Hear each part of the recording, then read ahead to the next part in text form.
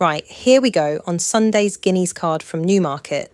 I'm hoping for classic glory and, not too much rain overnight as I'm planning on another short dress, but more importantly, some winners on Sunday. Please? I mean, what did a girl have to do to get anything over the line on Saturday? Let's hope you don't all abandon me, and here goes for Sunday. I wouldn't mind scoring in the opener on Sunday to make up for not getting Sky Majesty in on Saturday. So it's sacred ground for me in the Pretty Polly.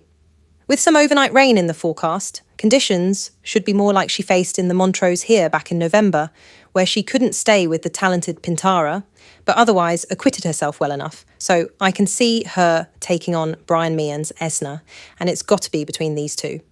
I do get it that Esna's Group 1 form looks really strong. Fourth in the Prix Marcel Boussac on the Prix de l'Arc de Triomphe weekend, but this Starman filly doesn't obviously have this trip in her pedigree, right? So for that reason, I'll be taking my win chance with Sacred Ground, with Kevin Philippart de Foy's Maldives sure to come on for her run at Yarmouth as an each-way pick, if that's your thing. Now, straight on to Sunday's nap, and that has to be True Love in the feature. Loved her as a juvenile, and gonna love her even more when she wins the 1,000 guineas. Tricky though, as obviously Precise is the stable first string with Ryan Moore aboard, and if you look back at the Moiglaire, when Precise looked to be crying out for the mile, you can see why she was sent off such a hot favourite in the Fillies mile here last October. Of course, that was when Christophe Soumillon was standing in for Ryan Moore due to his injury. So with Wayne Lorden on True Love having been on Precise in the Prestige Stakes at Goodwood, he at least knows what he's got to beat. True Love won the Priory Bell at Leopardstown on her first run this campaign, and I thought she looked to have trained on well and was in superb condition. You will all know what we thought of Carl Burke's Venetian Sun in the office last year, so she's got to be in the frame. While French Raider, My Highness, is a quality filly who could be the surprise package. True Love to stay true to my wishes and give me a little bit of classic glory. And earlier on, my next best is Survey, lining up in the Dahlia Stakes. I think I'll take my chance with George Bowie's Survey for this Group 2, given that this is her optimum trip and any overnight rain can only help.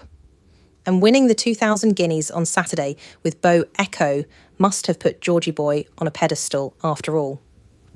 That said, Survey ran well enough on a quicker surface at Riyadh in the Neom Turf Cup back in February, and I thought Billy Loughnane had her too far back over a sharp mile in the snowdrop at Kempton last time out, but at least she's not going to be ring rusty. For me, Owen Burrows' Falakea lost her way a bit after looking somewhat out of the ordinary last year, so Kevin Philippart de Foy's Cathedral, a length ahead of Survey in the snowdrop, must rate the danger. Got to be between these Survey and Cathedral, so I'm tempted by a forecast for the Dahlia, but one of these two is going to win. For the big handicap on Sunday, William Haggas always does well in these top-class handicaps, so I'm finding Dramatic Star an easy pick. I guess the one I'd be looking out for is Andrew Balding's Subsequent, who off the back of a win in the Mallard Handicap at Doncaster last year should make anyone's shortlist. So with Oisin Murphy up top, has plenty of pluses on paper. Beyond that, Charlie Johnston's Align the Stars has to be ready to fire after scoring in the 2-mile Queen's Prize Handicap at Kempton, although his overall strike rate don't look the best, but these are my three. Dramatic Star to score with an easier passage than at Newcastle latest, with Subsequent to follow home for you forecasters. In the Fillies Novice Stakes, the costly Crownbreaker is going to be getting close scrutiny in the paddock ring, but I don't care what I see, because Call Me Tomorrow is winning this. There's a few here that cost a pretty penny too, including F16 and Lazarite, so plenty of dough on show, but I saw enough on Call Me Tomorrow's debut under rules to give her the nod for this. Rain about, but Call Me Tomorrow's action suggests to me she'll act on ground with cut, so that's my selection for this Fillies Novice Stakes. For the second of the Novice Stakes, the sprint-bred Napa can be winning, but I do think it will be a close run thing with Clive Cox's Janki Tukri.